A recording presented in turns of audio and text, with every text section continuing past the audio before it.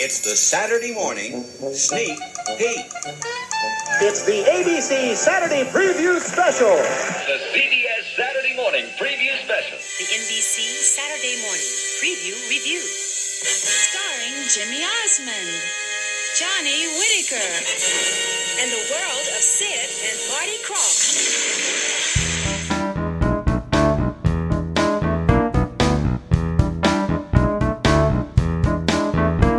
So when I was a boy, like my favorite thing ever was Friday nights before the Saturday morning cartoons would premiere, because they always had the Saturday previews, right, for all the cartoons, and got me really excited as a kid. So I was like, what would be better? Nothing could be better than having a World Gone Good preview for season 2. And I thought to myself, what a genius idea. And who should come and join me for the preview? Someone I know who loves Saturday morning previews as much as I love them. My best friend since I was 14, 15, I think. And she's here right now. Go ahead, best friend. Introduce yourself. Hi, I'm Lisa. I'm from Tampa, and I have known Steve for a long time. You know, I call you Steven. I love that right now. It took everything in you not to say Steven. There was a stressed way of going, Steve.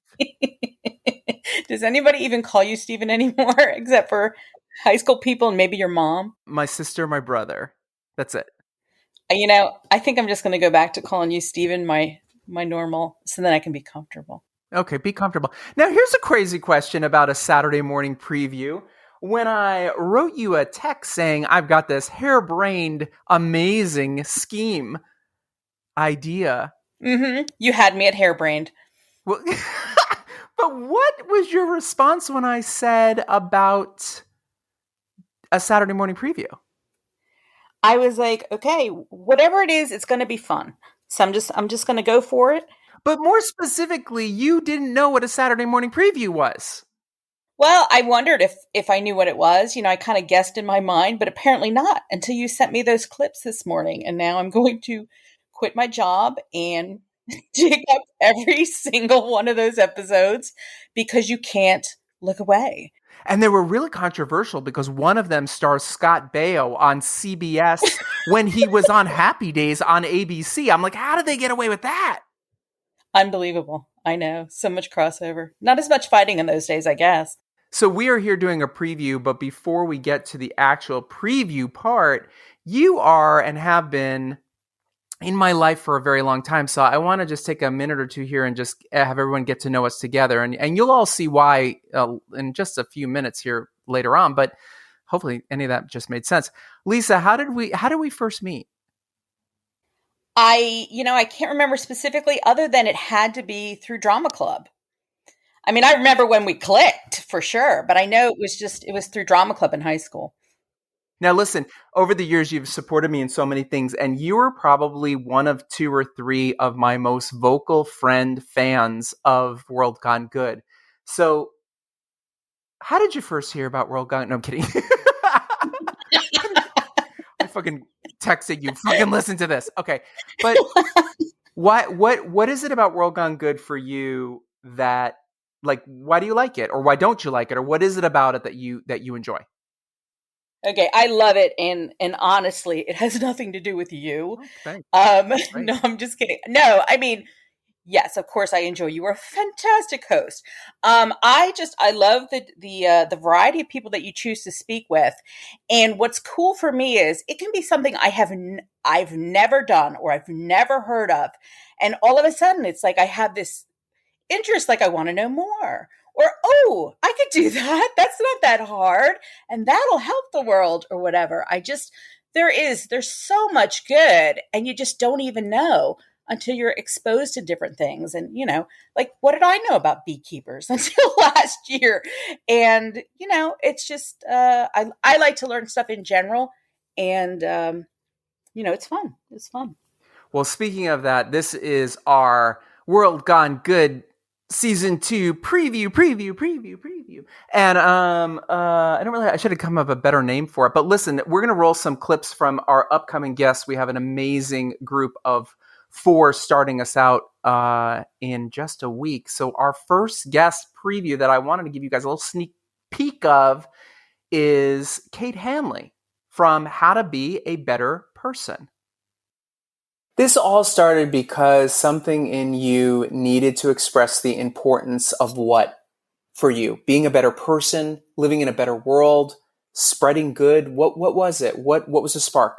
The pile of kindling that caught fire was that I have a background in yoga and meditation. I have been practicing since 1995, and I have written several books on stressing less. I have a book called Stress Less. My first book was called The Anywhere, Anytime Chill Guide. And it was all me trying to help people realize that they have some tools that will help them calm down and just like come back to some level of feeling okay about things, even if they didn't feel like yoga was for them, or if they felt too ADD or too inflexible or too whatever. I just wanted to be able to show people like, hey, you could take 3 breaths while resting your hand on your stomach and you are going to feel so different afterwards. And I'm doing that right now. Oh my God, I'm going to do it too.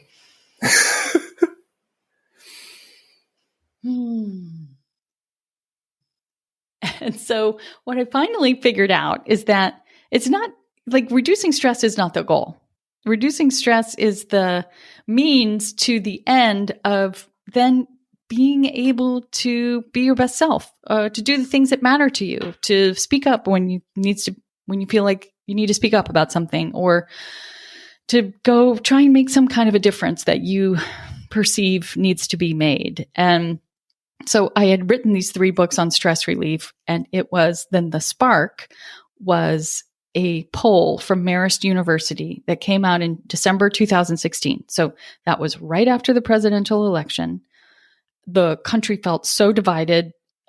People felt very upset on both sides of the aisle about what is happening in the world and in our country. And for the first time ever, this poll found that the most popular New Year's resolution was not quit smoking, not lose weight, not fix something that's wrong. It was be a better person. And I thought, oh my goodness, here's something that gives me hope in this moment when I feel like there is no hope, is that people are realizing that we all can't just get, so involved in our own dramas and the rest of the world can go hang. We all kind of realize that we have to be part of the solution, and I want to help. Do you consider yourself a better person, Lisa? A good person? Like, what kind of person do you consider yourself to be? Do you feel like you have to work on anything? I always feel I have to work on everything. I do think I'm a good person, but I feel like I do always have to work on things. My word that always keeps coming back in my life is balance. I even picked that word from like a pile of words one time, and I'm like, why does this word keep coming back to my life? It's just a message. It's like I'm going too fast, I don't slow down, or I do too much of this and not enough of this, and it's just trying to find balance. It's I feel like I'm chasing it forever. Well, I think you're going to love my talk with Kate. She's amazing, and I really love her podcast as well, which we'll tell you all about in a week, which you'll hear. Really cool. And it's Kate Hanley, How to Be a Better Person. That's our season premiere episode, which is followed a week later on November 10th by something I have wanted to do forever, which is start composting. And we're doing a whole show called The Good of Composting with my friend, Michelle Yan. Here is a sneak peek. Michelle, I'm going to go super wide. Here's the first question. What is good about composting? Oh my God.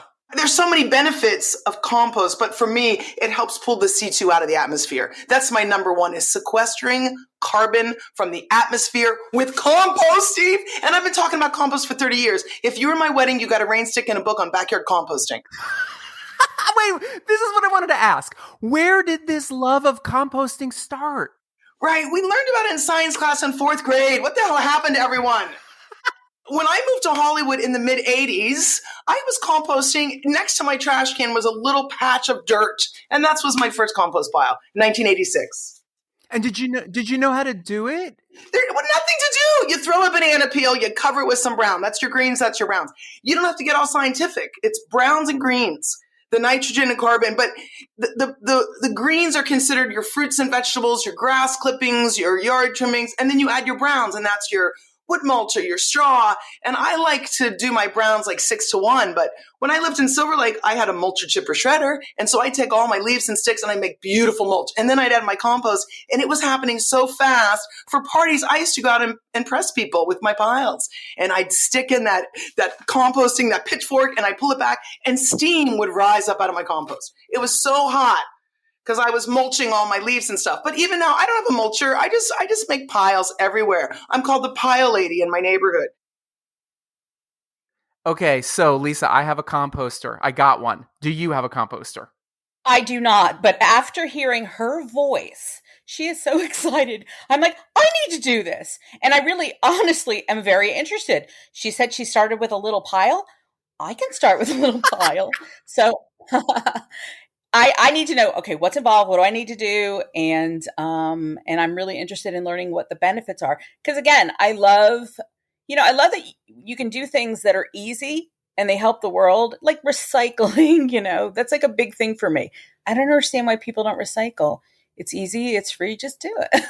It helps, It's so amazing too with the composting, because we've been doing it now for like 3 weeks, and the amount of garbage we're throwing out is like 2/3 less. Like Jim pointed this out. He's like, have you realized we have barely filled up the regular garbage because everything goes in the composter? So I can't wait for all of you to hear this amazing show on November 10th about the good of composting.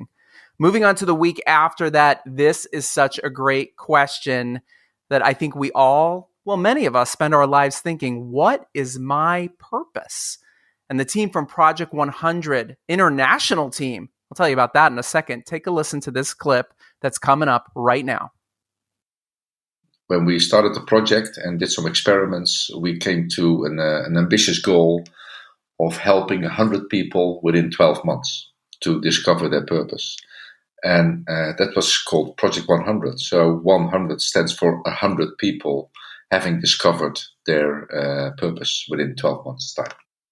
I think we define as a group our, I would say, success based on our targets. I mean, originally we said we want to touch 100 people. Now, it's not that if we would have hit 80, we would have said we're a failure. It's more like we need a goal to strive towards, an ambition to grow, something to drive us. Otherwise, not as much as to drive success, but mostly because otherwise there's too many things that we could do. Yeah, I certainly do think that it's better to know if someone is happy by what they are doing or what they are accomplishing. Actually, I personally believe that we should be integrating all of those phases or activities into our lives.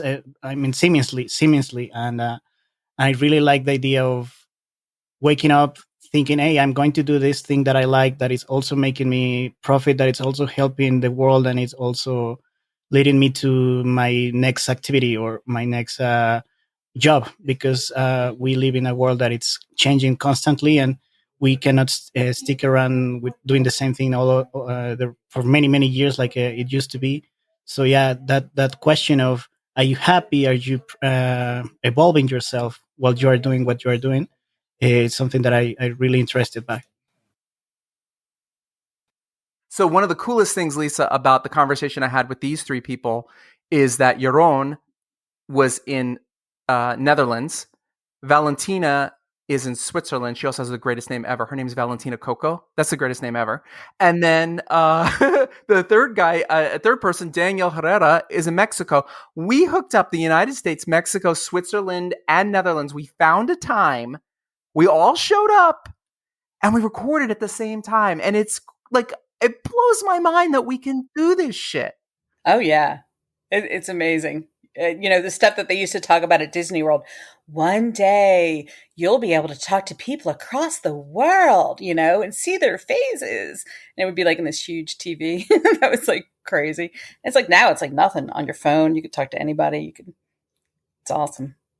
Daniel talks about waking up every morning excited of your purpose. Do you wake up every morning excited about your purpose? I think about what my purpose is sometimes. In general, I feel like my purpose is to, spread love, be a good person. And then personally, in the last few years, since my dad passed away, I've really felt like my purpose is to watch out for my niece, watch out for my sister, watch out for my mom. I kind of feel like the matriarch, even though I'm not the oldest. I feel like it's my job to take care of everybody, and pick up where my dad left off. That's something I totally understand. I still am figuring out my purpose. I'm not going to lie. I think so many people think, oh my God, you got it together. We just assume that. And it's like of anyone, right? Or maybe some people we don't, but maybe I'm making a wicked generalization. But I am still working on my purpose, and I'm kind of using this podcast to figure it out. So thank you, everyone, for letting me therapize through the podcast. I hope you enjoy the show. It's a really interesting one, and we have a really unique conversation, again, with, people from all over the world with different perspectives, and I love it. The week after that, it's the day before Thanksgiving, and I invited on one of my longest, I think the first person I met in Los Angeles, my friend Crystal Carson, joins us to talk about something. Well, listen to this clip, and then I'm going to tell you what we're going to be talking about. In that moment, after I finally sat down and started to breathe again, I thought, oh my God, I don't even have a year to live at best. So, and it's a Friday night. So, I tried to reach people immediately, but I couldn't reach a doctor. I couldn't reach anybody until Monday. So I lived with this for the whole freaking weekend. And I really lined up like what matters to me. So I started picking out presents for my daughter's 21st birthday because I wouldn't be there. I started writing cards, for future birthdays. Like, I only got up to 25 because it was like, this can't be right. But I started, I wrote a letter to my mother, to my sisters and brothers, and thought about, should I, care that it's a pandemic? Should Peter and I go do something? Go to Cabo? Do I want to go? And then I stopped looking at the future and started thinking, what did I not do? Like, how was my life going? Can I die now and be okay with it? So the topic of Crystal's conversation with me is, get ready to cringe, everyone. What's good about cancer? And she's amazing because she has stage 3 breast cancer. She thought she had a worse kind of cancer. There was a mix-up. She's going to tell you that story. But she is one of the most present people, and it's really a magical, magical conversation. And I chose it for the day before Thanksgiving because I'm so thankful to have her in my life. And I think you'll all be thankful to hear what she has to say as well. So that is our special super duper World Gone Good preview special, just to give you a little taste of everything. But we have one more piece of information, one more shocking good development to share. Lisa, let it roll. What is it? Oh my gosh, this is so exciting. I would love if you made something else up, like I'm pregnant, or you're all puppies. No, go ahead. No. Lisa, you're ready to roll. What is it? I'm launching a competing podcast. World Gone Better. We are going to have a website, and that's going to make it so much easier for everybody, not only to listen to back episodes, which of course, you can do on wherever you pod. See, look, didn't I just sound like a podcaster just then? Amazing. But what's cool is now we're going to have links. So where can I buy that book? Hey, where can I check out that event? As we have guests, we want to put their information because we want to just keep spreading the good. So I'm really excited about it. I'm really excited too, because you have been making on your own websites for a while now. And I just sort of hit you up and said, hey, you want to make my website? And you were like, I'd love to make your website. Yeah. And then we agreed. What's your title? Didn't we give you, no, you claimed a title. You wrote it to me the other day. What is it? Oh, I don't know. I keep changing them. I have a sign in my office that says manager of the universe. It says general manager of the universe. But what did we decide I was? You were like, if you would get me a plaque, then I could read it. Get me a plaque, would you please? This is really ironic that you say that, because this is the person who got me a nameplate that says Stephen J. Silverman, which I still have, because you told me someday you're going to be a big executive and you'll need this on the front of your desk. I still have it. It reminds me of like if I was Lou Grant. But no, it's really awesome. This website is coming along so nicely. And I believe by the time you're listening to this, you're going to be able to just click on and find it yourself. So Lisa, where does everybody find the new website? WorldGoneGoodPodcast.com. Oh my God, however are you going to remember? That's just too. I know. WorldGoneGoodPodcast.com.